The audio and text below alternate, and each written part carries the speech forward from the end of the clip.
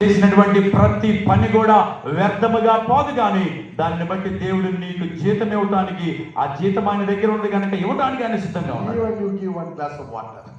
నువ్వు కనుక ఒక గ్లాసు నీళ్ళు ఇచ్చినా సరే, make a legacy, good memories, great things for God, so that one day we will not be ashamed. We will be happily, joyfully entering to the joy of the Master. అదే విధంగా మనం ఈ లోకంలో ఒక glass నీళ్లు ఇచ్చినా లేదా మంచి కార్యములు దేవుడు చెప్పినటువంటి మనము జరిగిస్తూ ఉన్నప్పుడు అది వ్యర్థముగా పోదు కానీ దేవుని దృష్టిలో ఆయన రికార్డులో రాయబడి ఉంటుంది. దాన్ని బట్టి ఆయన ప్రతిఫలం ఇస్తాడు. Have a great legacy for your life. మీ జీవితంలో గొప్ప ఆలోచనలతోటి విశ్వాసంతో ఉండాలి. May God bless you with this word. దేవుడు మిమ్మల్ని క్రీస్తులో ఉన్నటువంటి వారు, క్రీస్తుని కలిగి ఉన్నటువంటి వారు, ఈ లోకములో వారి పాపములు ఒప్పుకొని దేవుని కొరకు ఈ జీవితాన్ని సజీవ యాగముగా సమర్పించిన వారు రోగమైన, బాధైన, శ్రమైన, కష్టమైన, ఇంకోటి ఏదైనా సరే వచ్చినప్పుడు కృంగిపోకుండా, దిగులు పడకుండా క్రీస్తుని కలిగి ఉన్నాము కనుక చనిపోయినా సరే ఆ యేసు దగ్గరికి వెళ్తామనేటువంటి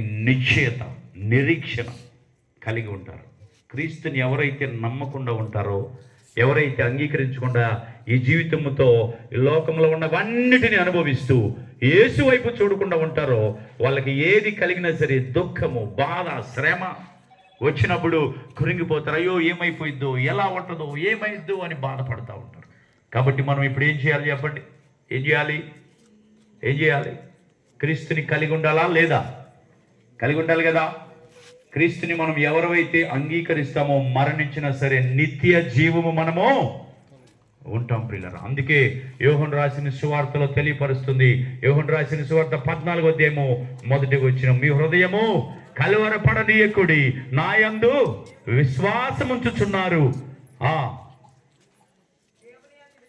దేవుని యందు విశ్వాసముంచుచున్నారు, నా యందు విశ్వాసముంచండి, మీ కొరకు నేను నివాసము సిద్ధపరుస్తున్నాను. ఎక్కడది?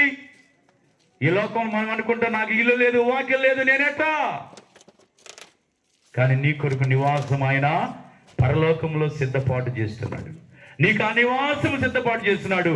అది చేతి పని కాదు, దేవుడు దాన్ని నోటితో ఆయన కలుగునుగా కానీ ఏర్పాటు చేస్తున్నాడు.